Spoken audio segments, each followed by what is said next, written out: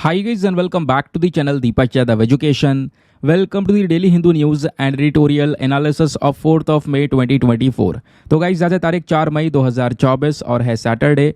देखेंगे आज के द हिंदू कंप्लीट न्यूज़पेपर को एनालाइज करेंगे। बट लेक्चर में आगे बढ़ने से पहले अगर आपको इस लेक्चर का पीडीएफ चाहिए तो क्या करना है, सबसे पहले डाउनलोड करना है टेलीग्राम, देन उसके बाद जाके सर्च बॉक्स में टाइप करना Deepak Yadav education UPSC. As you can see guys आपको यह वाला चैनल मिल जाएगा, उस पर क्लिक करना और जाकर इस चैनल को ज्वाइन कर लेना। यहाँ से आप डेली बेसिस पे इस लेक्चर के पीडीएफ को डाउनलोड कर पाओगे। नाउ हमेशा की तरह हम लोग अपने लेक्चर को एक मैप के क्वेश्चन के साथ स्टार्ट करेंगे। तो आज आप सभी को मैप में जाकर देखना है गारो हिल्स को कहाँ पर है एग्जैक्टली लोकेटेड, इसको अच्छे से मैप में देखना। देन उसके बाद आकर नीचे कॉमेंट सेक्शन में टाइप करना, जिससे कि आप लोग इसको लंबे समय तक याद रख पाओगे। साथ ही साथ एक क्वेश्चन सॉल्व करेंगे जो कि यूपीएससी प्रीवियस ईयर साल 2020 के प्रीलिम्स में पूछा गया था। डेली बेसिस पे हम लोग यहाँ पर एक प्रीवियस ईयर क्वेश्चन को भी सॉल्व करते हैं। क्वेश्चन क्या बोलता है, हमारे भारतीय संविधान का वो कौन सा पार्ट है जो कि डिक्लेयर करता है आइडियल ऑफ वेलफेयर स्टेट को। Option number A directive principles of state policy, या option number B fundamental rights, या ऑप्शन नंबर सी प्रीएम्बल, या फिर option number D 7th schedule. तो इसका सही आंसर सभी को नीचे कमेंट सेक्शन में देना है, एटलीस्ट सभी को इसमें पार्टिसिपेट करना है, जिससे मैं आप लोगों से डेली बेसिस पे बोलता हूं। बाय द वे इसका जो करेक्ट आंसर है वो मैंने आपको टेलीग्राम पर प्रोवाइड करवा दिया है, वहां से भी आप इसको चेकआउट कर सकते हो। और अगर वहां पर आंसर नहीं मिलता है तो भी कोई परेशान होने की ज़रूरत नहीं है, क्योंकि वीडियो के लास्ट में इसके करेक्ट आंसर का डिस्कशन हम लोग करेंगे। तो चलो शुभ आरंभ करते हैं और चलते हैं सबसे पहले थंबनेल वाले इंपॉर्टेंट आर्टिकल की तरफ। तो दोस्तों आपको पता होगा पिछले 2 दिनों से बहुत सारे जो आर्टिकल्स हैं वो ऑलरेडी यहाँ पर इस टॉपिक को लेकर पब्लिश हो चुके हैं। नासा को हमारे अंतरिक्ष से कुछ मिस्टीरियस सिग्नल प्राप्त हुए हैं। अंतरिक्ष में बहुत ही ज़्यादा गहराई से करोड़ों किलोमीटर दूर, लगभग अगर हम एक्यूरेटली बात करें तो 140 मिलियन माइल्स अवे से दोस्तों यहाँ पर ये जो सिग्नल्स हैं वो आए हैं, जो कि नासा ने अभी इसको रिसीव किया। अब समझेंगे इसका ओवरऑल मतलब क्या है, वाकई में क्या ये जो सिग्नल्स हैं थोड़े रहस्यमयी हैं या नहीं है, क्या है पूरा मामला समझते हैं। क्योंकि हमारे एग्जामिनेशन में specially for the GS paper number 3 science and technology के पॉइंट ऑफ व्यू से बहुत ही इंपॉर्टेंट टॉपिक होने वाला है। एक मिशन के बारे में भी हम चर्चा करने वाले हैं, कुछ इंटरेस्टिंग फैक्ट्स आपको जानने को मिलेंगे। तो न्यूज़ क्या है ये तो आपको दोस्तों समझ में आया। अब बोला ये जा रहा है कि वाकई में रहस्यमयी है या नहीं। दोस्तों ऐसा कुछ भी नहीं है। ये जो सिग्नल है ये खुद नासा के स्पेस क्राफ्ट से आए हैं। दोस्तों नासा ने पिछले साल एक स्पेस क्राफ्ट भेजा था, कहाँ पर, साइकी 16 नाम के एस्टेरॉइड पर। यह मिशन नासा का साइकी मिशन के नाम से जाना जाता है। साइकी 16 क्या है, ये दोस्तों एक प्रकार का एस्टेरॉइड है, एक बहुत बड़ी चट्टान है जो कि मेटल वगैरह से बनी हुई है। ये बहुत कमी से दिखाई पड़ती है और सोलर सिस्टम ऐसी बहुत कम चट्टान है। बताया यह भी जाता है कि जब पूरा हमारा सौरमंडल बन रहा था, सोलर सिस्टम बन रहा था, प्लैनेट्स बन रहे थे, तो उस दौरान दोस्तों यहाँ पर ये साइकी 16 भी बनता ये रुक गया। अगर ये प्रोसेस आगे कंटिन्यू होता तो आज ये भी एक प्लैनेट होता, ऐसा यहाँ पर बताया जाता है। इस प्लैनेट पे इतना ज़्यादा मेटल प्रेजेंट है या इतना ज़्यादा वैल्यू है इस पर्टिकुलर एस्टेरॉइड की, मैंने प्लैनेट बोल दिया क्या, ये जो एस्टेरॉइड है इसकी इतनी ज़्यादा वैल्यू है दोस्तों कि पूरी पृथ्वी से कई गुना ज़्यादा कह सकते हो। ओके, पृथ्वी से कई गुना ज़्यादा कैसे, अभी थोड़ा सा रुक जाओ, मैं आपको डिटेल से समझाऊंगा। क्वेश्चन यह है कि अंतरिक्ष में ये जो साइकी 16 नाम का एस्टेरॉइड है ये कहाँ पर है। तो आपको पता होगा, हम डिस्कस करते भी हैं, हमारे सोलर सिस्टम में एक बेल्ट आती है जिसका नाम है एस्टेरॉइड बेल्ट। और वो जो एस्टेरॉइड बेल्ट है दोस्तों ये मार्स और जुपिटर नाम के प्लैनेट के बीच में चलती है। इस बेल्ट में आपको बहुत सारे एस्टेरॉइड यानी ये चट्टानें आपको देखने को मिल जाएंगी, रॉकी पार्टिकल्स नजर आएंगे, और उसी बेल्ट में ये साइकी 16 भी प्रेजेंट है। सिंपल हो गया।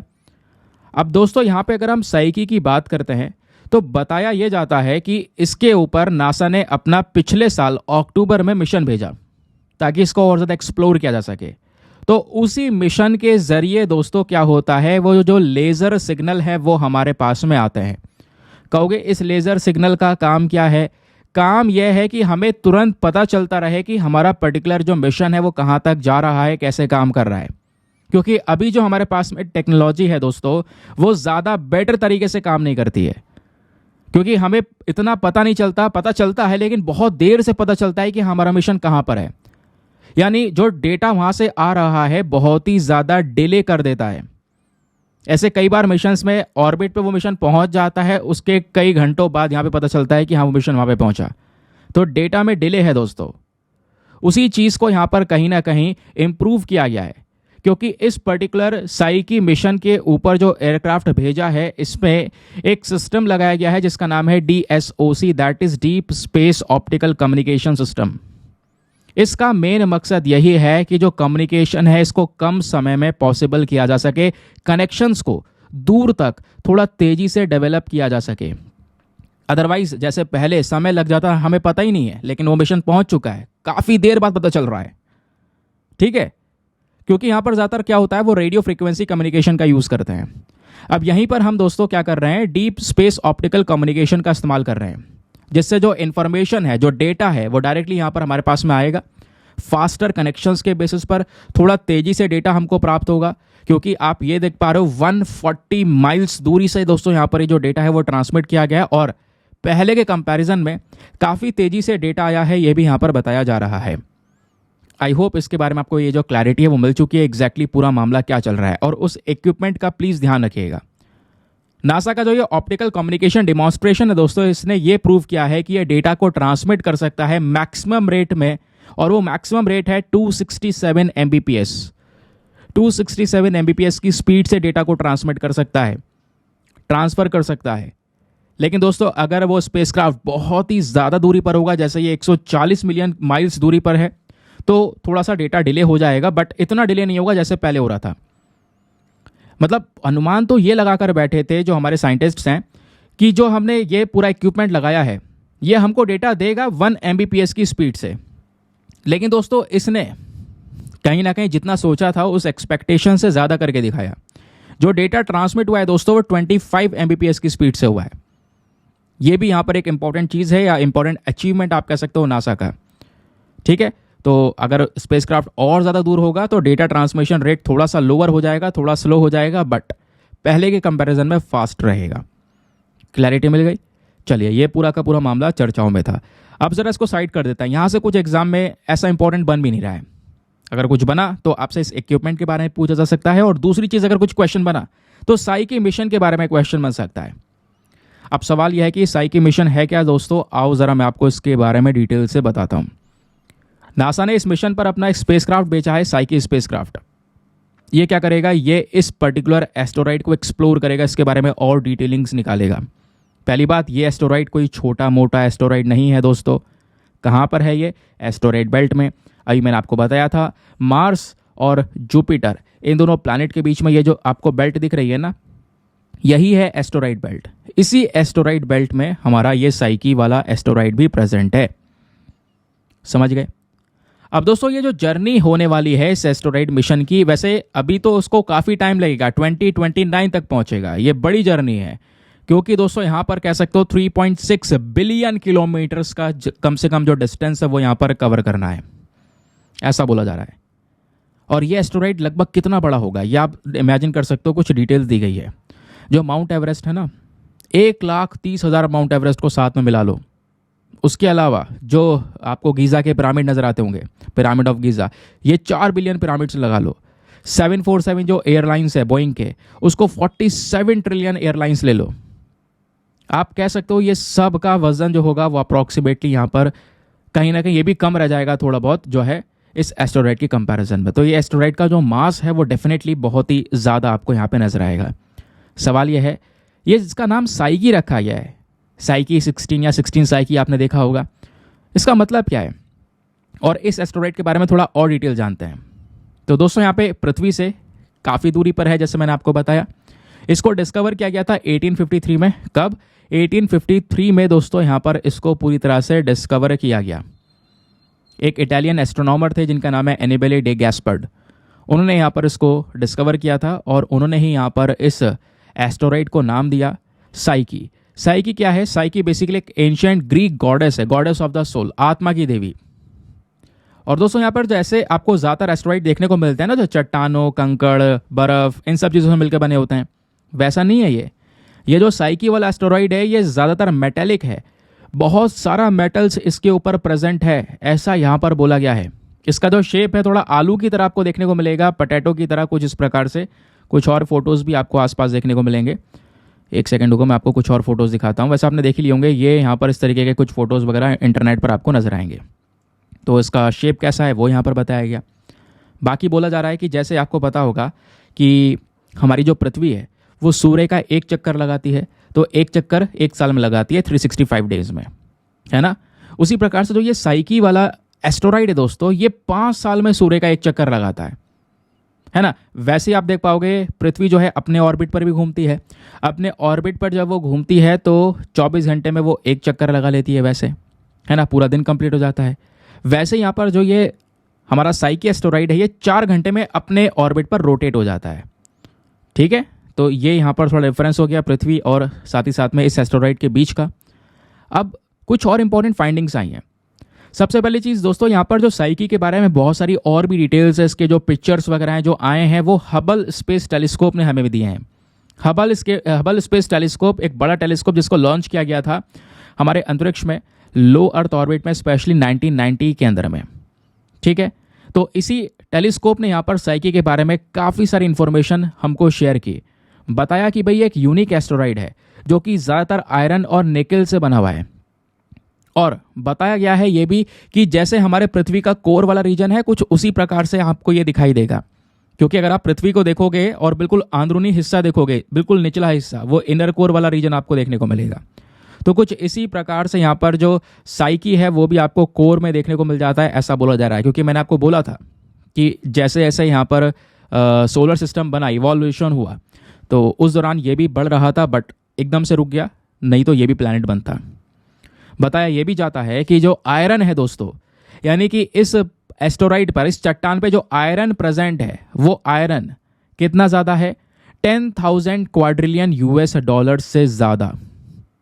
10,000 क्वाड्रिलियन यूएस डॉलर्स, आप समझ रहे हो, यानी पृथ्वी की वैल्यू से भी बहुत ज़्यादा। अब ये कितना होता है मैं आपको ये बताता हूँ, ये नंबर्स देखो आपको समझ में आएगा। आपको बताए 1000 में 3 जीरो होते हैं, है ना। उसी प्रकार से यहाँ पर आप देख पाओगे ऐसे जीरोज बढ़ते चले जाएंगे। 1000 में आपके 3 जीरो हैं, मिलियन में इतने हो जाएंगे, फिर बिलियन में और बढ़ जाएंगे, ट्रिलियन में ये हो जाएंगे, और ट्रिलियन के बाद आता है क्वाड्रिलियन। और अभी हम बात कर रहे हैं क्वाड्रिलियन की, लगभग 10,000 क्वाड्रिलियन यूएस डॉलर्स की जो यहाँ पर कह सकते हो वर्थ है, जो इतना कह सकते हो कि अमाउंट है वो यहाँ पर देखने को मिलेगा इस पर्टिकुलर एस्टेरॉइड का। ये बताया गया है, समझ गए ना। आपको पता ही ना, 1 ट्रिलियन में 1000 बिलियन होते हैं, उसी प्रकार से 1 क्वाड्रिलियन में 1000 ट्रिलियन होते हैं। ये केवल 1 क्वाड्रिलियन की बात कर रहा हूँ, और यहाँ पर बात हो रही है 10,000 क्वाड्रिलियन यूएस डॉलर्स की। ये बेसिकली यहाँ पर वर्थ है इस पर्टिकुलर एस्टेरॉइड की, ठीक है।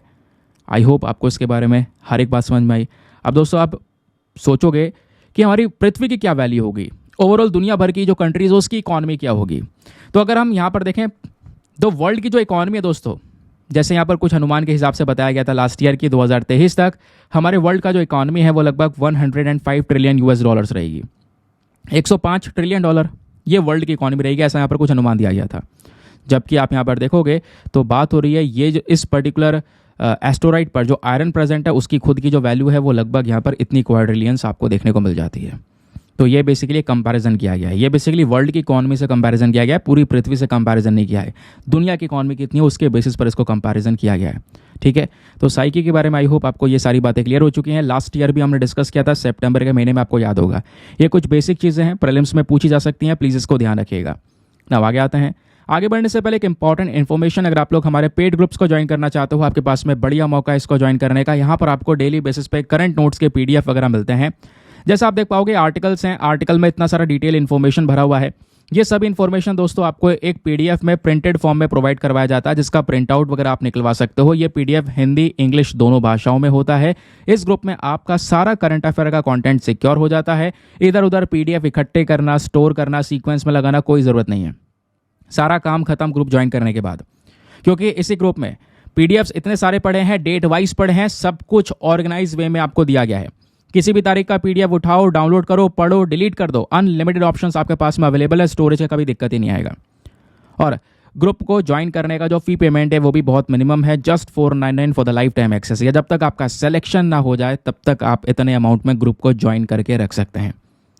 ग्रुप को ज्वाइन करने के लिए क्या करना है, व्हाट्सएप पर जाना, यहाँ पर आपको एक नंबर दिया गया है 8534873368, इस नंबर पर मैसेज कर देना कि I want to join this group. इस प्रकार का आप मैसेज कर दोगे, वहाँ पर रिप्लाई मिलेगा, पेमेंट का प्रोसेस दिया जाएगा और पेमेंट के प्रोसेस से ज़्यादा इंपॉर्टेंट दोस्तों आपको डेमो वीडियो का लिंक भी दिया जाएगा।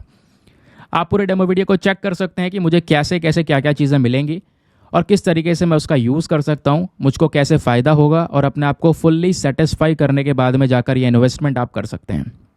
बाकी दोस्तों मेक श्योर क्या करो यार, वीडियो पे जो लाइक का बटन है उसको प्रेस कर दिया करो। 5000 लाइक्स का टारगेट है जिसको प्लीज़ आप सभी लोग सपोर्ट कर सकते हैं। चलिए आते हैं आज के सेकंड नंबर के आर्टिकल पर।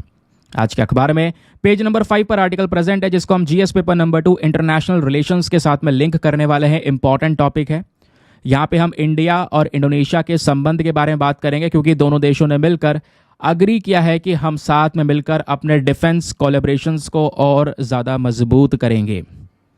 तो इंडिया इंडोनेशिया ने कल के दिन अग्रीमेंट किया कि भाई दोनों देशों की defence industry, maritime security, multilateral cooperation, इन दोनों को मजबूत किया जाएगा। दोस्तों ये सब क्यों डिस्कस किया गया, क्या रीज़न था? रीज़न ये था कि न्यू दिल्ली में एक मीटिंग चल रही थी India Indonesia joint defence cooperation committee की। उसी मीटिंग के अंदर में ये सब कुछ हुआ। इस मीटिंग के अंदर में इंडोनेशिया के जो डिफेंस सेक्रेटरी है वो भी प्रेजेंट थे, हमारे भी डिफेंस सेक्रेटरी प्रेजेंट थे, उन्हीं के बीच में सारे डिस्कशंस हुए। इस मीटिंग के दौरान दोनों देशों ने मिलकर यहाँ पर एक दूसरे को सेटिस्फाई किया कि हम एक दूसरे के साथ में खड़े हैं डिफेंस के मामले में। ये बेसिकली बात हुई। अब होता यह है कि एक दूसरे को डिफेंस में सपोर्ट करेंगे, जब भी कोई दिक्कत आएगी वो उसके लिए खड़ा है, वो हमारे लिए खड़ा है। इस विजिट के दौरान होता यह है कि जो वहाँ के डिफेंस सेक्रेटरी आए हैं हमारे देश में, वो हमारी डीआरडीओ की लैब को विजिट करते हैं, वहाँ के हेडक्वार्टर घूम के आते हैं। उसके साथ साथ Tata advance system, Larsen and Toubro की जो डिफेंस फैसिलिटीज़ है उसको देखते हैं।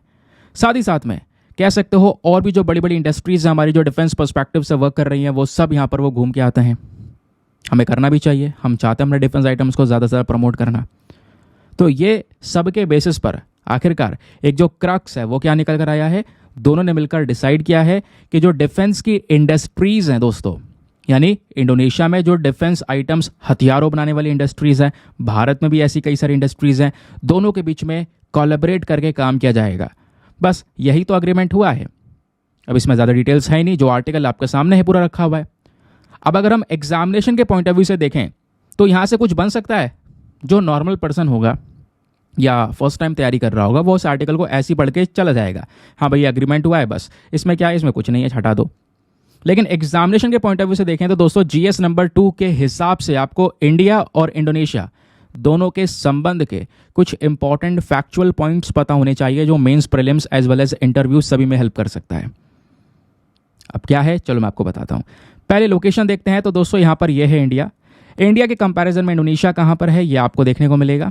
इंडोनेशिया एक साउथ ईस्ट एशियन कंट्री आपको ये देखने को मिल जाता है। आसियान का हिस्सा भी है, association of south east Asian nation पता होगा आपको, ठीक है। तो एक इंपॉर्टेंट कंट्री आपको ये इंडोनेशिया नजर आएगा।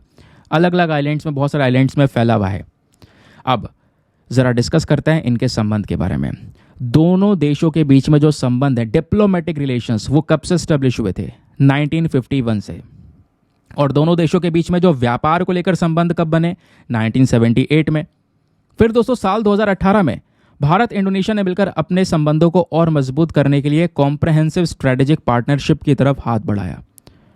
फिर साथ ही साथ में दोनों ने मिलकर यह भी एग्री किया कि हम मैरीटाइम कोऑपरेशन पर काम करेंगे, यानी ये जो इंडियन ओशन है और ये पैसिफिक ओशन है, दोनों के एरिया में यहाँ पर साथ में मिलकर मैरीटाइम सिक्योरिटी को लेकर काम करेंगे। इस एरिया में, इस समुद्री हिस्से में भी हम आपस में दोनों मिलकर वर्क करेंगे। ये यहाँ पर इन्होंने मिलकर डिसाइड किया। फिर बात आती है इनके रिलेशंस को मजबूत करने की। तो दोस्तों ऐतिहासिक रिलेशंस ही इंपॉर्टेंट है, क्योंकि यहाँ पे अगर आप देखोगे जो इंटरनेशनल फोरम्स हैं, है ना, वहाँ पे जो कोलैबोरेशंस हुए वहाँ पर भी इंडोनेशिया हमारे साथ खड़ा था। फिर बात आती है कोऑपरेशंस की। तो चाहे वो एनर्जी सेक्टर हो, टेक्नोलॉजी हो, मेडिसिन का सेक्टर हो, फूड सिक्योरिटी हो, एग्रीकल्चर हो, इन सभी सेक्टर्स के अंदर में दोनों देश आपस में मिलकर कोऑपरेट करके वर्क कर रहे हैं। कई सारा एक्सपोर्ट इंपोर्ट होता है, व्यापार करता है हम लोग इंडोनेशिया से। अब जैसे इंडिया से क्या क्या सामान जाता है इंडोनेशिया में, क्या क्या चीज़ें हम यहाँ पर इंडोनेशिया को बेचते हैं, ज़रा मैं आपको ये बताता हूँ। मोटर व्हीकल्स हो गए, कार हो गई, शुगर, उसके अलावा ship boats, floating structures, iron, steel, ये सारी चीज़ें इंडिया से एक्सपोर्ट होती हैं। लेकिन केवल एक्सपोर्ट नहीं करते, इंडोनेशिया से काफ़ी सारी चीज़ों को परचेज भी करते हैं। क्या इंपोर्ट करते हैं? कोयला, कोक, उसके अलावा briquette, vegetable oil, iron, steel, bulk minerals, ores, cosmetics, toiletries, ये सारी चीज़ें दोस्तों यहाँ पर इंडोनेशिया से इंपोर्ट की जाती है। ठीक है, इंडोनेशिया को Bharat as a crucial, as a important member देखता है, क्योंकि मैंने बोला आसियान का भी इम्पॉर्टेंट हिस्सा है Indonesia. ASEAN association of south east Asian nation, यानी जो साउथ ईस्ट वाले रीजन में ये देश प्रेजेंट है दोस्तों, इनका ये इम्पॉर्टेंट ग्रुप है। ठीक है, और अगर इंडोनेशिया का इंपॉर्टेंस देखें तो ऑब्वियसली पैसिफिक रीजन में वो प्रेजेंट है और हमें उसे चाइना से दूर भी रखना है, तो अपने रिलेशंस डेवलप करके रखने होंगे।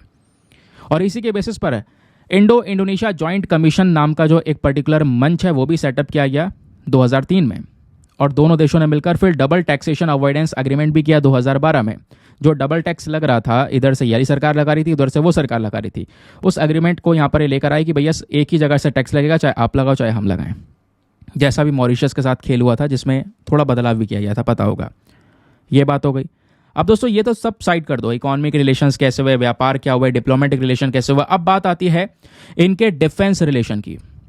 तो दोस्तों इन दोनों देशों की जो मिलिट्री है, नेवी है, वो आपस में मिलकर जो है अभ्यास करती हैं, एक्सरसाइज करती हैं। जैसे अभी 42nd India Indonesia coordinated patrol IND Indo CORPAT नाम का जो अभ्यास है वो देखने को मिला। फिर इन दोनों देशों की मिलिट्री के बीच में अभ्यास होती है गरुड़ शक्ति नाम का, है ना। फिर नेवल एक्सरसाइज होता है दोनों देशों के बीच में, समुद्र शक्ति नाम का।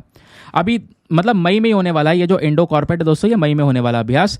बाकी ये आप देख पाओगे मिलिट्री एक्सरसाइज है, नेवल एक्सरसाइज है, दोनों की नेवी के बीच में समुद्र शक्ति होता है, मिलिट्री के बीच में गरुड़ शक्ति। कई बार क्वेश्चन बन जाते हैं कि इन दोनों देशों के बीच में या गरुड़ शक्ति नाम का अभ्यास कौन से दो देशों के बीच में होता है, ऐसे क्वेश्चन बनते रहते हैं। समझ गए? चलिए आगे आते हैं। अगला आर्टिकल भी एग्जाम के लिए काफ़ी इंपॉर्टेंट है, स्पेशली आज के अखबार में पेज नंबर 5 पर प्रेजेंट है। बात हो रही है रिपोर्टर्स विदाउट बॉर्डर्स के बारे में। तो रिपोर्टर्स विदाउट बॉर्डर को लेकर कई बार क्वेश्चन बने हुए हैं, आपको पता होगा। तो दोस्तों यहाँ पर क्या हुआ है, वर्ल्ड प्रेस फ्रीडम इंडेक्स आ चुका है, हर बार आता है। तो इंडिया का जो प्रेस है दोस्तों, उसकी रैंक अभी तक 161 पे चल रही थी। आपने देखा होगा, कई बार ट्रेंड भी करता है। 161 पर है हमारी मीडिया। तो अभी वो जो रैंक है वो थोड़ा सा यहाँ पर इसमें सुधार हुआ है, वो लगभग कह सकते हो अभी 2024 में 159 के आसपास पहुँच चुकी है। तो 161 से गिर के 159 के आसपास पहुँच चुकी है 2024 में, ये यहाँ पर बताया गया। चलिए डिटेल से डिस्कस करते हैं क्या है पूरा मामला। इंडिया का जो स्कोर है वर्ल्ड प्रेस फ्रीडम इंडेक्स के अंदर में, वो थोड़ा सा डाउन हो चुका है। स्कोर यहाँ पे कम हो चुका है, पहले 36.62 था, अभी कम होकर 31.28 हो चुका है। जितना कम होगा उतना ज़्यादा बढ़िया है, जितना ज़्यादा होगा उतना बेकार। ध्यान रखिएगा, इस पर्टिकुलर रिपोर्ट के अंदर में यही कुछ चीज़ें हैं जो फॉलो करनी पड़ती हैं। तो ये रिपोर्टर्स विदाउट बॉर्डर्स के अकॉर्डिंग बताया गया है कि जो अब की बार रैंकिंग आई है 180 देशों की मीडिया को लेकर, तो उसमें से हमारी देश की जो मीडिया है वो है 159 के ऊपर में। लास्ट ईयर वो 161 के पास में थी। इस पर्टिकुलर इंडेक्स को टॉप किसने किया है, तो नॉर्वे एंड डेनमार्क दोनों ने दोस्तों यहाँ पर रिपोर्टर्स विदाउट बॉर्डर की टेबल को टॉप किया है, ऐसा बोला जा रहा है। सबसे बॉटम पे कौन कौन से हैं, तो सीरिया और एरिट्रिया नाम के देश सबसे ज़्यादा बॉटम पर आपको नजर आएंगे। ये रिपोर्ट है। सबसे टॉप पर है नॉर्वे, जिसका पूरा स्कोर है 91.9 के आसपास। डेनमार्क का स्कोर है 89.6 के आसपास। स्वीडन का स्कोर है 88.3 के आसपास। ये टॉप 3 कंट्रीज हैं in terms of press freedom. फिर उसके बाद लोवेस्ट की बात करेंगे तो एरिट्रिया, सीरिया एंड अफगानिस्तान, इनका सबसे लोवेस्ट स्कोर आपको यहाँ पे नजर आएगा इस इंडेक्स में, 19, 17, 16 कुछ इस प्रकार से। ठीक है, इंडिया कौन सी वाली कैटेगरी में है दोस्तों, यहाँ पे आप देख पाओगे ये है इंडिया। रैंकिंग है हमारी 161 2023 की, और अभी जो है वो हो चुकी है 159 2024 में। तो जो वनडे एग्जामिनेशन है वहाँ पे डायरेक्टली आपसे जो ये रैंकिंग है वो पूछ ली जाती है। ठीक है, ध्यान रखना वनडे एग्जामिनेशन में अगर यूपीएससी की तैयारी करो तो काफ़ी कुछ डिटेल्स पूछी जा सकती हैं। जैसे पहला पॉइंट यह है कि वर्ल्ड प्रेस फ्रीडम इंडेक्स कौन पब्लिश करता है। तो दोस्तों साल 2002 से हर साल इसको पब्लिश किया जाता है रिपोर्टर्स विदाउट बॉर्डर्स के माध्यम से, या इसको हम रिपोर्टर्स एंड फ्रंटियर्स के नाम से भी जानते हैं। ठीक है, तो ये बॉडी इसको पब्लिश करती है। अब जो ये रिपोर्टर विदाउट बॉर्डर है, ये खुद एक इंडिपेंडेंट नॉन गवर्नमेंटल ऑर्गेनाइजेशन है जो कि पेरिस के अंदर में लोकेटेड है। इसके कुछ और यहाँ पे अगर आप देखोगे तो एक कंसल्टेटिव स्टेटस आपको देखने को मिलेगा। यूनाइटेड नेशन के साथ में कई सारे मुद्दों को लेकर डिस्कशन करते हैं, यूनेस्को के साथ में करते हैं, काउंसिल ऑफ यूरोप के साथ में, even International Organisation of the Francophonie के साथ में भी करते हैं। OIF क्या है? ये 44 फ्रेंच स्पीकिंग नेशंस का पूरा ग्रुप है ये OIF। तो इनके साथ में कंसल्ट करने का काम भी है इसका। लास्ट ईयर की रैंकिंग्स दोस्तों यहाँ पर ये है वो जिसके बारे में मैंने आपको बताया। अब बात यह है कि जो ये रिपोर्ट रैंक है इसमें 180 देशों को कवर किया गया है, ठीक है। अब देखा क्या जाता है? देखा जाता है कि इन 180 कंट्रीज में जो देश की मीडिया है वो कितनी इंडिपेंडेंट है, कितना यहाँ पर उनको छूट मिला हुआ है, कितनी सेफ्टी है जर्नलिस्ट की, जर्नलिज्म की क्वालिटी क्या है, इन सब चीज़ों को कंसीडर किया जाता है। मान लो मीडिया ज़्यादा इंडिपेंडेंट है, खुलकर बोल सकती है, बात रख सकती है गवर्नमेंट के खिलाफ, जर्नलिस्ट की सेफ्टी है, खुलकर बात करने के बावजूद भी यहाँ पर वो सेफ हैं, क्रिटिसाइज कर रहे हैं सब जगह पर आराम से, है ना। तो ये चीज़ें अगर आप देख पाओगे तो ये कुछ इंपॉर्टेंट चीज़ें हैं। इन्हीं फैक्टर के बेसिस पर ये इंडेक्स रेडी किया जाता है। जहाँ पर ये छूट है वो कंट्री बढ़िया है, जहाँ पर दबाव है जर्नलिस्ट के ऊपर में वो कंट्री कहीं ना कहीं इस पर्टिकुलर इंडेक्स में डाउनवर्ड रैंकिंग पर है, ठीक है। क्राइटेरिया क्या है भैया? ये स्कोर देती है 0 से 100 के बीच में, जिसका स्कोर 100 में से 100 या 100 में से जो सबसे ज़्यादा स्कोर होगा वो टॉप पर होगी, जिसका सबसे कम होगा वो बॉटम पे, ठीक है। यानी 0 आएगा तो मतलब वर्स्ट कंडीशन, 100 आएगा बेस्ट कंडीशन। अब बात आती है इवोल्यूशन की, क्या क्या चीज़ें चेक की जाती हैं? 5 इंडिकेटर्स, 5 चीज़ों के बेसिस पर यह इंडेक्स रेडी किया जाता है।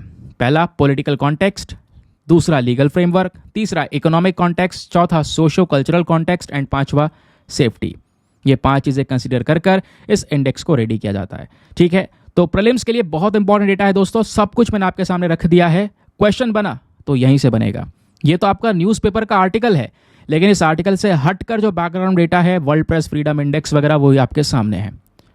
अब यहीं पर एक और चीज़ आती है भाई, इंडिया में जो फ्रीडम ऑफ प्रेस है वो किस लेवल पर है, ज़रा ये भी जानते हैं। तो दोस्तों जो हमारा संविधान है, हमारा कॉन्स्टिट्यूशन है, supreme law of the land, ये हमको गारंटी देता है, हमको क्या करता है? फंडामेंटल राइट्स देता है। आर्टिकल 12 से 35 फंडामेंटल राइट, आर्टिकल 19 के अंडर में freedom of speech and expression मिलता है। तो हमारा संविधान हमको ताकत देता है, हमको यहाँ पर ये राइट देता है, हक देता है खुलकर बोलने का, खुल के अपने आप को एक्सप्रेस करने का। समझ गए? तो फ्रीडम ऑफ प्रेस, अगर हम फ्रीडम ऑफ प्रेस की बात करेंगे, ये तो ऊपर फ्रीडम ऑफ स्पीच और एक्सप्रेशन है। तो फ्रीडम ऑफ प्रेस की जब बात आती है, मीडिया की बात आती है, तो वो खुलकर प्रोटेक्टेड नहीं है इंडियन लीगल सिस्टम में, बट उसको article 19 clause 1 sub clause A के तहत यहां पर एक प्रोटेक्शन दी गई है, जिसमें बोला गया है all citizens shall have the right और to freedom of speech and expression. सभी के पास में अधिकार है, भारत के नागरिकों के पास में, कि वो खुलकर अपने विचारों को व्यक्त कर सकते हैं बिना किसी डर के। फिर ऐसे यहां पर एक केस हुआ 1950 में, Romesh Thapar versus State of Madras. Supreme Court ने इस केस को ऑब्जर्व करते हुए ये बोला, जो फ्रीडम ऑफ प्रेस है दोस्तों, ये हमारे डेमोक्रेसी के लिए एक इंपॉर्टेंट फाउंडेशन है, या किसी भी डेमोक्रेटिक ऑर्गेनाइजेशन के लिए एक इंपॉर्टेंट, एक अहम हिस्सा है। जब वो जो कह सकते हो मीडिया है, खुलकर सरकार की जहाँ पे गलती है वहाँ पे उसको क्रिटिसाइज करेगी, जहाँ पे तारीफ करने की बात है वहाँ पे तारीफ करेगी, जहाँ पे क्वेश्चन पूछने की बात है वहाँ पे क्वेश्चनिंग करेगी, ठीक है। तो वो चीज़ सबसे बेस्ट है। अब बात आती है फ्रीडम ऑफ प्रेस की। तो फ्रीडम ऑफ प्रेस ऐसा अकेला नहीं है, मतलब आपको खुलकर बोलने का हक मिल रहा है, ठीक है, संविधान के आधार पर, लेकिन ऐसा भी नहीं है कि आप कुछ ऐसा कर दो कि देश के विरोधी करने लोगों, देश की सिक्योरिटी खराब में आ जाए। तो उसके लिए यहाँ पे रिस्ट्रिक्शंस भी हैं दोस्तों। भले ही आपके पास में राइट है, लेकिन आर्टिकल 19 क्लॉज 2 के तहत कुछ रोक भी आपके ऊपर लगाई जाती हैं। जैसे आप बोलिए खुलकर, ठीक है, लेकिन ऐसा कुछ ना बोलें जिससे देश के इंटीग्रिटी या सॉवरिटी के ऊपर में उंगली उठे, या देश की सिक्योरिटी के ऊपर में असर पड़े, या हमारे फ्रेंडली रिलेशंस किसी दूसरे देश के साथ में खराब होए, पब्लिक ऑर्डर खराब होए, ठीक है। तो ऐसा नहीं करना है, किसी को डिफेम नहीं करना है। तो ये चीज़ें कहीं ना कहीं दोस्तों यहाँ पर रिस्ट्रिक्ट कर देती हैं आपके इस पर्टिकुलर राइट को। बोलो खुलकर, लेकिन ऐसा भी ना हो कि भाई आप कंट्री के अगेंस्ट में चले जाओ। समझ गए? तो ये कुछ बेसिक डेटा है, आर्टिकल हो गया, आर्टिकल के पीछे का बैकग्राउंड डेटा हो गया। चलिए एक और इंपॉर्टेंट न्यूज़ आर्टिकल आज के ही अखबार में पेज नंबर 11 पर प्रेजेंट है, जिसको हम जीएस पेपर नंबर 3 इकोनॉमी के साथ में लिंक करने वाले हैं। तो दोस्तों स्पाइसेस बोर्ड ऑफ इंडिया एक भारत का इंपॉर्टेंट बोर्ड, उन्होंने क्या बोला है? उन्होंने ये बोला है जो भी मसाले भारत से एक्सपोर्ट होंगे सिंगापुर और हांगकांग में, उसमें ईटीओ टेस्ट किया जाएगा। ईटीओ का मतलब है इथाइलिन ऑक्साइड। तो इथाइलिन ऑक्साइड का टेस्ट किया जाएगा कि कहीं उन मसालों में ये इथाइलिन ऑक्साइड प्रेजेंट तो नहीं है, क्योंकि हाल ही में आपको पता होगा एक बड़ा मुद्दा निकल कर आया है। मुद्दा ये था कि इंडिया के जो मसाले एक्सपोर्ट होते हैं, एमडीएच का, एवरेस्ट का, तो इनमें से 3 प्रकार के मसालों में दोस्तों इथाइलिन ऑक्साइड पाया गया।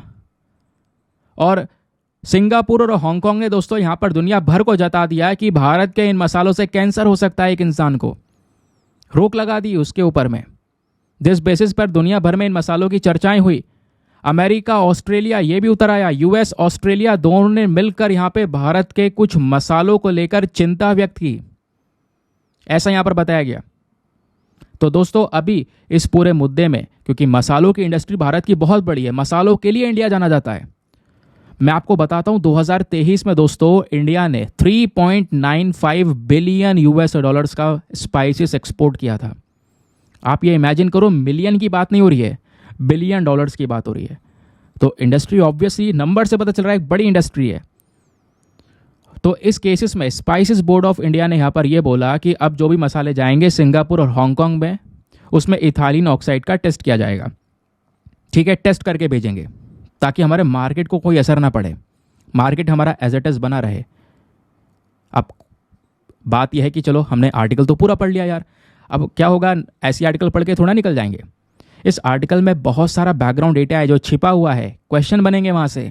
जैसे पहला कि भाई ये स्पाइसेस बोर्ड ऑफ इंडिया क्या है, इतनी ताकत की ये मसालों को एक्सपोर्ट करने पे टेस्ट अप्रूवल करेगा, और ये इथाइलिन ऑक्साइड क्या है, क्योंकि भैया ये यूपीएससी है, यहाँ पर आपके सारी बॉडीज़ या आप कह सकते हो साइंस के पर्सपेक्टिव से भी आपने हर एक चीज़ पढ़ के जानी होगी।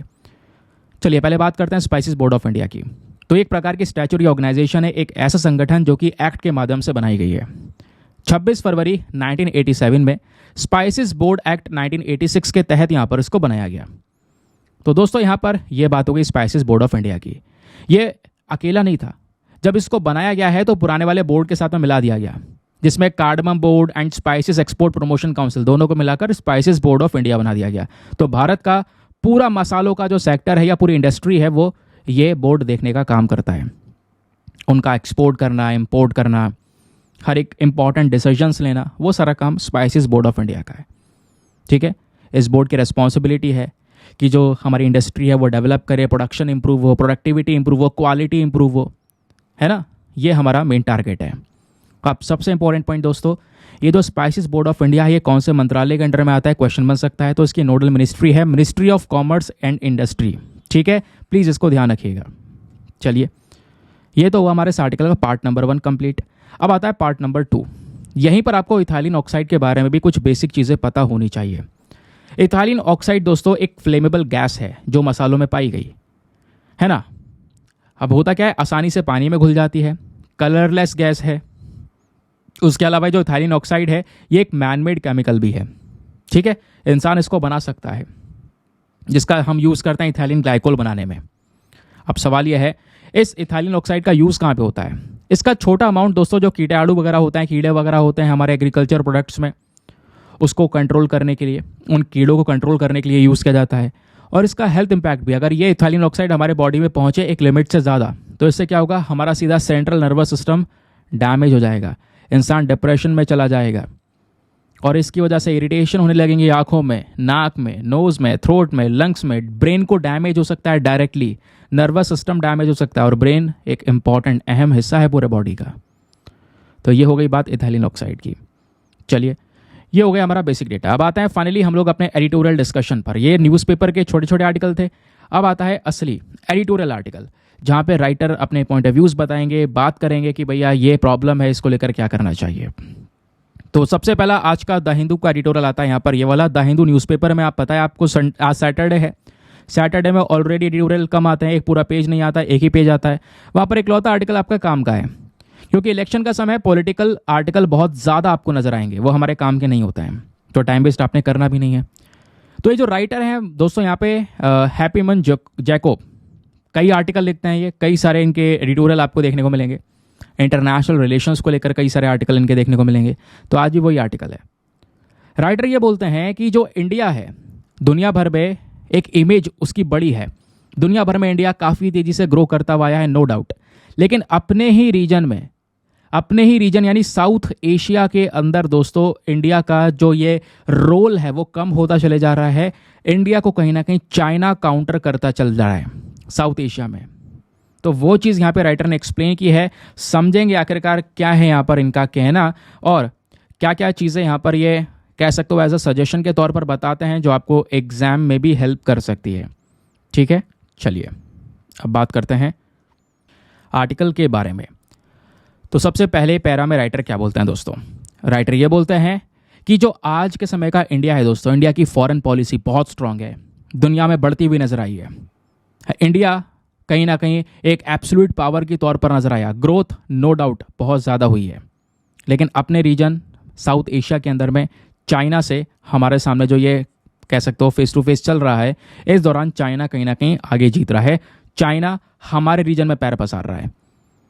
फिर उसके बाद में राइटर ने यह भी बोला कि जो इंडिया की टोटल पावर है पिछले 20 सालों के अंदर में वो तेज़ी से ग्रो हुई।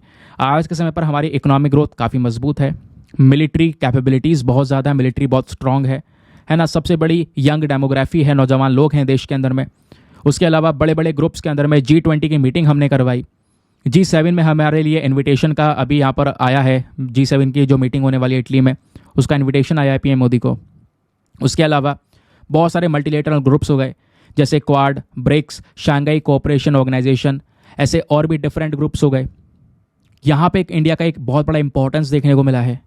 इंडिया को बहुत इंपॉर्टेंट कंट्री के तौर पर देखा जा रहा है, हर एक कंट्री बहुत सीरियस लेने लगा है। जहाँ पर वेस्टर्न कंट्रीज़ पहले काफ़ी कुछ बोला करती थी, आज वहीं से बहुत सारे स्टेटमेंट आते हैं जो इंडिया को प्रेज करते हैं।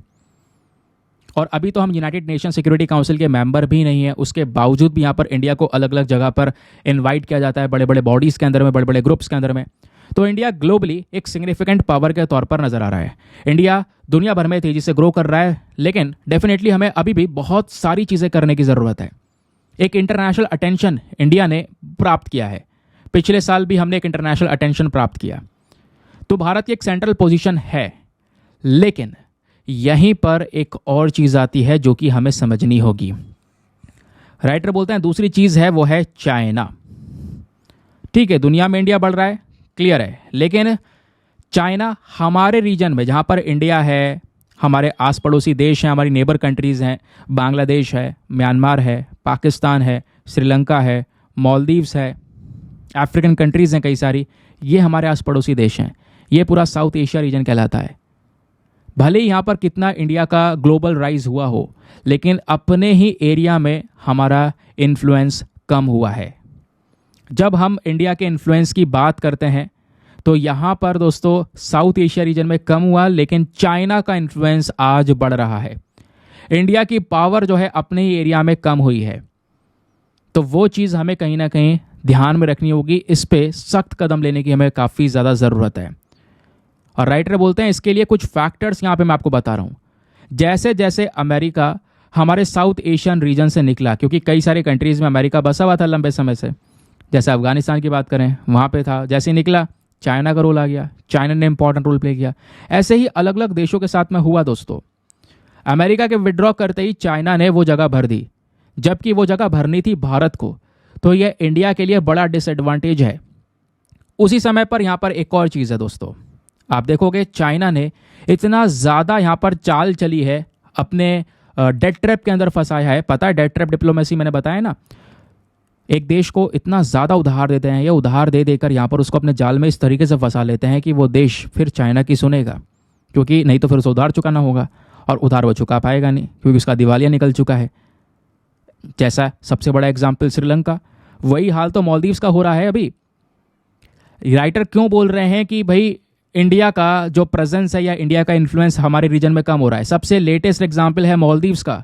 श्रीलंका ऑलरेडी हाथ से जा चुका है, जो पहले इंडिया के अंडर में रहा करता था। अभी मालदीव्स की बारी है। मालदीव्स में सरकार बदली, नए president Mohamed Muizzu, again anti India, pro China, वही गेम चल रहा है। अगेन चाइना ने बहुत सारे इन्वेस्टमेंट, बहुत सारे एग्रीमेंट्स कर लिए मालदीव्स के साथ में। चाइना का प्रेजेंस मालदीव्स में बढ़ रहा है, यानी इंडियन ओशन में बढ़ रहा है।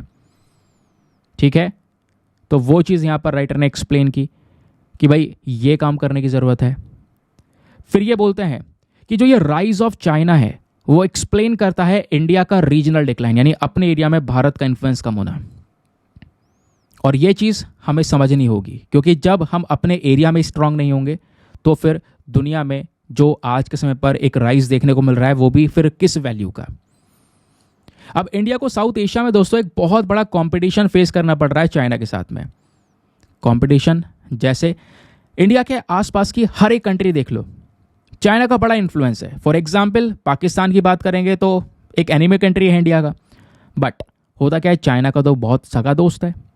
चाइना ने बहुत सारा पैसा इन्वेस्ट कर रखा है, ग्वादर पोर्ट, पूरा पोर्ट डेवलप कर रखा है चाइना ने, वो भी भारत के पास में।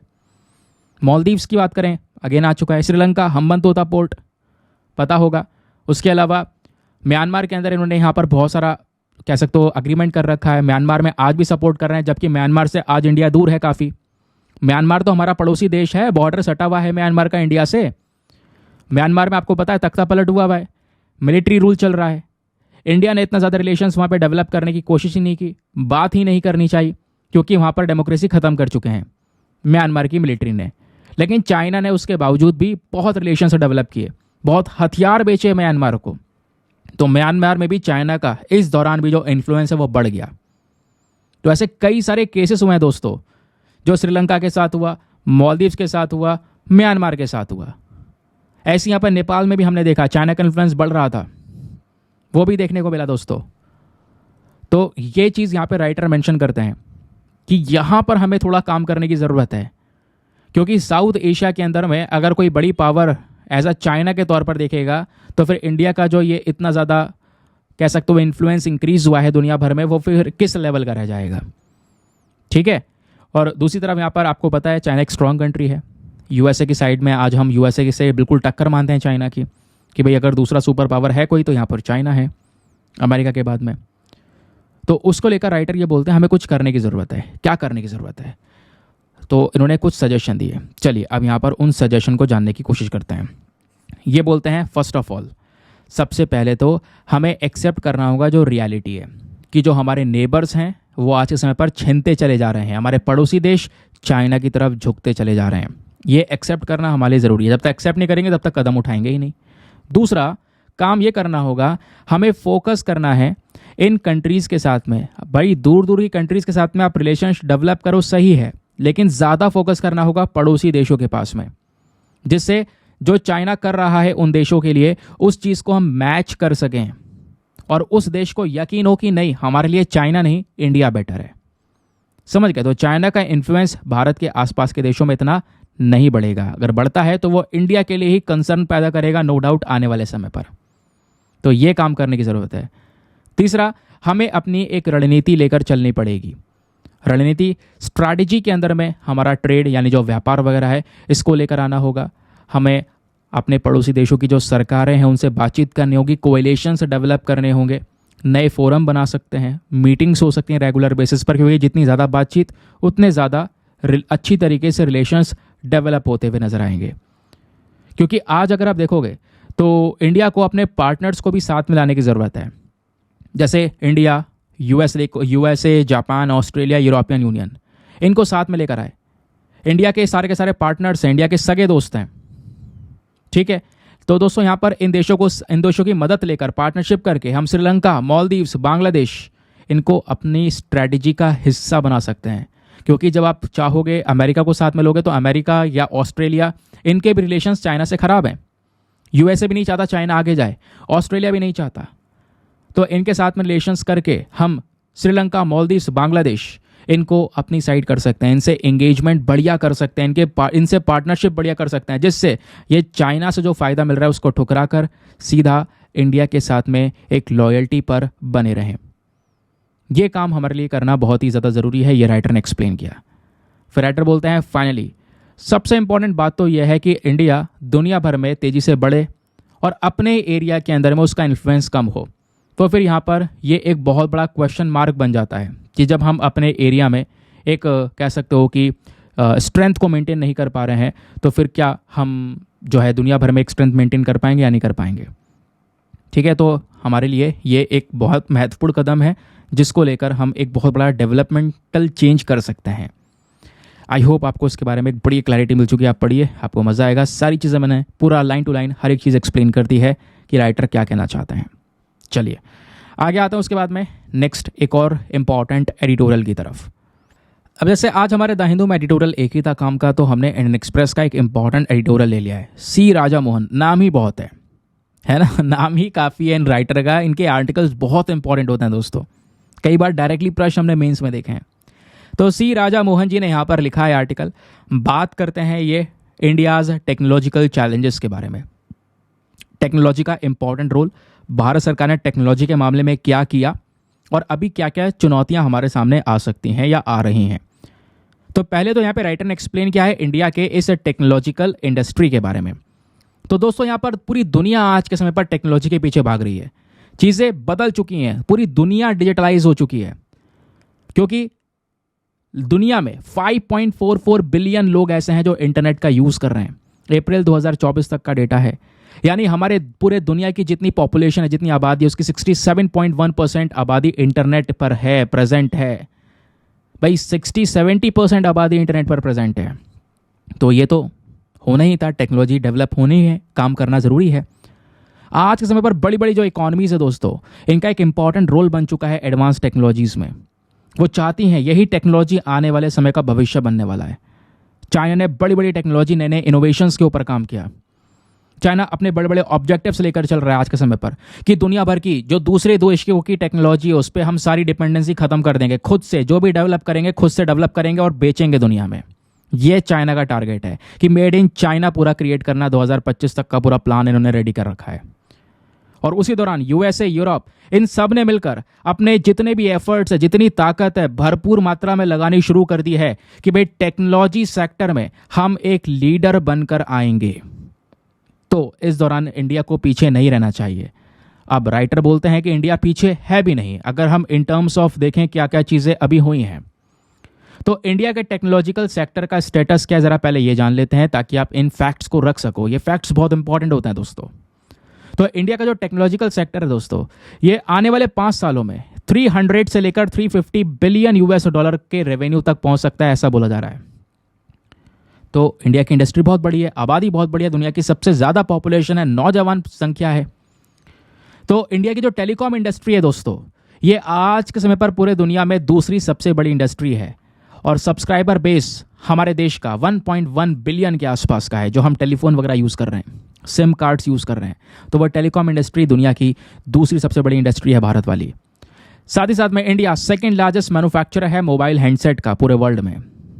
फिर उसके बाद इंडिया दुनिया का तीसरा सबसे बड़ा स्टार्टअप इकोसिस्टम के साथ में यहाँ पर अपना पोजीशन गेन कर चुका है। 1.25 लाख स्टार्टअप्स आपको देखने को मिल जाएंगे। 110 यूनिकॉर्न्स आज हमारे देश में प्रेजेंट हैं। फिर अब कुछ इंपॉर्टेंट सब सेक्टर्स जो इंडिया की टेक्नोलॉजिकल ग्रोथ के पीछे का एक इंपॉर्टेंट कह सकते हो हिस्सा हैं। जैसे वो पहला है BPO, IT services, business processes outsourcing, जो कॉल सेंटर वगैरह होते हैं। यहाँ पर हमने सर्विस बहुत ज़्यादा एक्सपोर्ट किया, दुनिया भर को इंडिया सर्विस एक्सपोर्ट कर रहा है। ई कॉमर्स के मामले में इंडिया की चर्चाएं होती हैं। ई कॉमर्स मतलब ऑनलाइन ट्रैवलिंग के कई सारे ऐप्स आ चुके हैं। फूड डिलीवरी के लिए जोमेटो, स्विगी हैं, ऐसे बड़े बड़े एप्लीकेशंस हैं। हेल्थ को लेकर ऐप्स हैं। तो तेज़ी से टेक्नोलॉजी ग्रो कर रही है और एक्सपेक्टेड है 2030 तक यहाँ पर $1 ट्रिलियन तक यहाँ पर ये पूरा का पूरा जो इंडस्ट्री है वो पहुँच जाएगा। एक बहुत बड़ा कंज्यूमर बेस क्रिएट होगा, ऐसा यहाँ पे बोला जा रहा है, क्योंकि पॉपुलेशन ज़्यादा है। फिर इंडिया ने अपना फिनटेक और डिजिटल फाइनेंस में बड़ा अहम हिस्सा निभाया है। आज हम दुनिया की fastest growing financial technology market के अंदर में आते हैं। हमारी ये मार्केट बहुत तेज़ी से ग्रो कर रही है। स्पेशली बात आती है यूपीआई की, फ़ोनपे, पेटीएम, इन सब चीज़ों की। ये यूपीआई तो है, यूनिफाइड पेमेंट इंटरफेस। तो जो डिजिटल पेमेंट्स हो रही हैं यूपीआई से दोस्तों, ये ताबड़तोड़ पेमेंट हुई हैं। इन्वेस्ट इंडिया के अकॉर्डिंग बोला जा रहा है 2025 तक $150 बिलियन तक कह सकते हो यहाँ पर मार्केट ग्रो होगा, हमारा fintech market. Reserve bank of India के अकॉर्डिंग ये बोला गया कि जून 2023 में जो पेमेंट्स हुए थे डिजिटल पेमेंट्स, वो $2.4 ट्रिलियन के हुए। ये रिकॉर्ड करे गए। तो ऑब्वियसली जो हमारी कह सकते हो ये जो टेक्नोलॉजिकल इंडस्ट्री है वो बहुत तेज़ी से ग्रो कर रही है। फिर बात आती है एडटेक, एजुकेशन के मामले में भी बड़े सारे प्लेटफॉर्म आ चुके हैं। स्पेशली कोविड-19 के बाद से एजुकेशन प्लेटफॉर्म ऑनलाइन जिस बेसिस पर बढ़ा है ना, उतना कभी ऑफलाइन नहीं बढ़ पाया। यह आपने भी देखा होगा। Online learning platforms, virtual classes, educational solutions लाए जा रहे हैं। इंडिया आज सेकेंड लार्जेस्ट मार्केट है ई लर्निंग के मामले में, जहाँ पे एप्लीकेशंस पर लोग पढ़ रहे हैं, ऑनलाइन पढ़ रहे हैं। अभी भी यूएस सबसे बड़ा मार्केट है, but India second largest market. But हो सकता है 2025 तक ये मार्केट हमारा ग्रो होकर $10 बिलियन का हो जाए। आने वाले समय पर क्रॉस कर सकते हैं यूएस को। फिर बात आती है clean tech and renewable energy की। तो इंडिया का मेन फोकस है रिन्यूएबल एनर्जी पर। हम सोलर और विंड एनर्जी के ऊपर भी काम कर रहे हैं।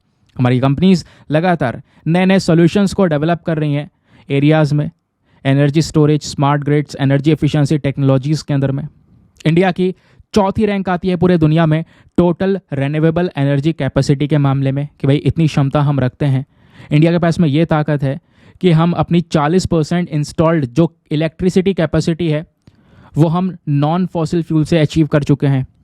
यानी हमें प्रदूषण करने की ज़रूरत नहीं है। हम सोलर एनर्जी, सूर्य की ऊर्जा और हवा की ऊर्जा से यहाँ पर एनर्जी बना सकते हैं। फिर बात आती है स्पेस सेक्टर की। तो इंडिया का जो स्पेस सेक्टर है दोस्तों, वो 2 से 3% कॉन्ट्रीब्यूशन, योगदान देता है पूरे दुनिया की स्पेस इकोनॉमी के अंदर में। और 2030 तक यही चीज़ बढ़ जाएगी। भारत का कम से कम 10% का योगदान होगा दुनिया की स्पेस की इकोनॉमी में। और अभी हाल ही में बड़े बड़े मिशन हमने सक्सेसफुल करे। चंद्रयान 3 सक्सेसफुली लॉन्च हुआ है ऐसी जगह पर जहाँ पे दुनिया का कोई देश नहीं उतरा। चांद के साउथ पोल पर इंडिया उतर कर दिखा चुका है। आदित्य L1 सूर्य की तरफ, यहाँ पर ये मिशन हमारा एक इंपॉर्टेंट मिशन आपको देखने को मिलेगा। हमारा खुद का स्पेस स्टेशन हम बनाने वाले हैं जल्द ही, 2025 से 30 के बीच में। तो ये स्पेस टेक्नोलॉजी के मामले में बहुत सारे इंपॉर्टेंट अचीवमेंट्स आप कह सकते हो। तो ऑब्वियसली हम ये नहीं कह सकते इंडिया बहुत पीछे है टेक्नोलॉजी सेक्शंस के मामले में, लेकिन हाँ ये भी नहीं कह सकते बहुत आगे है। हमें अभी बहुत सारे काम करने की ज़रूरत है। काम बढ़िया हुआ है, और ज़्यादा करने की ज़रूरत है। अब यहाँ पर सरकार के बहुत सारे इनिशिएटिव्स है, गवर्नमेंट के अलग अलग इनिशिएटिव, जिसकी वजह से ये टेक्नोलॉजिकल ग्रोथ हुई। जैसे पहला 2021 में लॉन्च किया हुआ इंडिया का सेमीकंडक्टर मिशन। ये हमारे कॉम्प्रहेंसिव प्रोग्राम का एक इंपॉर्टेंट हिस्सा, जहां पर हम सेमीकंडक्टर को डेवलप करने की बात कर रहे हैं। सेमीकंडक्टर वो चीज़ है दोस्तों जो पूरे दुनिया को ज़रूरत है। आज आपके पास में मोबाइल फ़ोन है, लैपटॉप है, चार्जर है, जो भी चीज़ आसपास आपको देखने को मिलेगा, जो भी इलेक्ट्रॉनिक प्रोडक्ट है, सब के अंदर सेमीकंडक्टर का यूज़ किया जाता है। तो दुनिया में इस्तेमाल करने वाले जो सेमीकंडक्टर के लोग हैं सब हैं, लेकिन बनाने वाले केवल कुछ देश। तो यहाँ पर हमारा मेन फोकस है कि हम सेमीकंडक्टर्स को अपने देश में डेवलप करें, बनाएं। इसके लिए मिशन स्टार्ट किया गया। फिर इंडिया AI मिशन, इस मिशन में 10,300 करोड़ रुपए यहाँ पर दोस्तों अलोकेट करे गए, ताकि इंडिया का आर्टिफिशियल इंटेलिजेंस के इस पूरे एनवायरनमेंट को मजबूत किया जाए। नया इंफ्रास्ट्रक्चर, नए आविष्कार किए जाएं, डेटा सेट प्लेटफॉर्म्स लेकर आ जाएं, डेवलपमेंट्स किए जाएं। ये यहाँ पर मिशन रहा।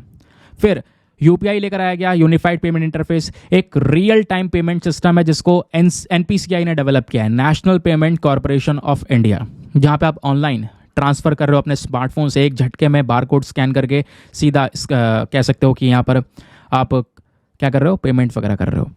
फिर उसके बाद में एक और इम्पॉर्टेंट इनिशिएटिव है माहिर, यानी mission on advanced and high impact research.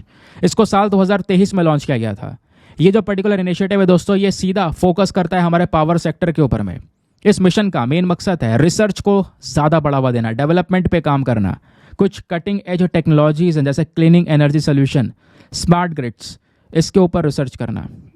फिर बात आती है PLI scheme, production linked incentive scheme. ये सरकार ने चलाई, जहाँ पर जैसे सेमीकंडक्टर्स को या इलेक्ट्रॉनिक्स मैन्युफैक्चरिंग को बढ़ावा देने के लिए इन कंपनीज को बोला भाई आप मैन्युफैक्चरिंग करो, उसके बदले में इंसेंटिव्स हम देंगे आपको। ठीक है, तो ये वाली स्कीम्स है जिसकी वजह से प्रोडक्शन बढ़ा। तो ये तो बात हो गई यहाँ पर क्या उनसे इनिशिएटिव वगैरह किस लेवल पर हम आ गए। अब बात है कि इंडिया में दोस्तों टेक्नोलॉजी से संबंधित अभी भी बहुत सारे चैलेंजेस, बहुत सारी समस्याएं हैं। जैसे सबसे पहला चैलेंज है डिजिटल डिवाइड। इंडिया का जो इंटरनेट यूज़र बेस है वो बहुत बड़ा है, लेकिन उसके बावजूद भी शहर और अभी गांव में काफ़ी फ़र्क है दोस्तों। शहर में आपको हर एक व्यक्ति के पास में मोबाइल फ़ोन, इंटरनेट सब कुछ नज़र आएगा, लेकिन गांव में भी बहुत सारे ऐसे लोग प्रेजेंट हैं जिनके पास में प्रॉपर इंटरनेट का कनेक्शन नहीं है या मोबाइल फ़ोन्स नहीं है। इवन ऑक्सफैम की इंडिया की जो इनइक्वालिटी रिपोर्ट है 2022 की, वो ये बताता है कि इंडिया में जो डिजिटल डिवाइड है, यानी वही डिजिटली जो लोग डिवाइड हुए हुए हैं, एक तरफ सबके पास में हर एक कह सकते हो कि चीज़ें एक्सेस है इंटरनेट का, मोबाइल का, और कहीं पर लोगों को है नहीं। इसी को हम डिजिटल डिवाइड बोलते हैं। तो ये अभी भी बहुत ज़्यादा है और कई सारे एफर्ट्स हमने लगाए। भारत नेट प्रोजेक्ट चलाया, रूरल कनेक्टिविटी हमने करी, लेकिन उसके बावजूद भी अभी भी जो सिचुएशन है वो थोड़ा सा दिक्कत में है। केवल 2.7% जो गरीब घर हैं दोस्तों, वहाँ पर ये फैसिलिटीज़ पहुँच पाई हैं या उनके पास में केवल कंप्यूटर्स हैं। और केवल 8.9% जो पुअर हाउस होल्ड्स हैं उनके पास में इंटरनेट एक्सेस है। अदरवाइज़ यहाँ पर सभी लोग अभी भी बहुत पीछे हैं, स्पेशली गाँव वाले क्षेत्र में। फिर बात आती है लैक ऑफ रेलिवेंट स्किलिंग। जो इंडियन आईटी सेक्टर है दोस्तों, ये अपनी आईटी सर्विसेज के लिए जाना जाता है। आज के समय पर स्पेशलाइज्ड स्किल्स की ज़रूरत है। हर चीज़ में आपको एक स्किल की आवश्यकता है, आर्टिफिशियल इंटेलिजेंस में, साइबर सिक्योरिटी में, डेटा साइंस में। लेकिन भारत का जो एजुकेशन सिस्टम है इसमें भी दिक्कतें हैं, और एजुकेशन सिस्टम में जो स्किल्स है दोस्तों इसकी सख्त कमी है। और हम स्किल्स आज के समय पर नहीं सिखा रहे हैं, वही रटना, पेपर देना, काम खत्म, जिसका यूज़ बाकी ज़िंदगी में होगा नहीं। यही तो हो रहा है आजकल। जो आप पढ़ रहे हो वो ज़िंदगी में आप कर नहीं रहे हो, उससे हट कर ही कुछ कर रहे हो। जो आपने पढ़ा उसका वैल्यू नहीं है। तो ये चीज़ें सुधार करनी होगी। पढ़ाओ वो जो आगे लाइफ में काम आए, जिससे यहाँ पर बच्चा आगे ज़िंदगी जी सके।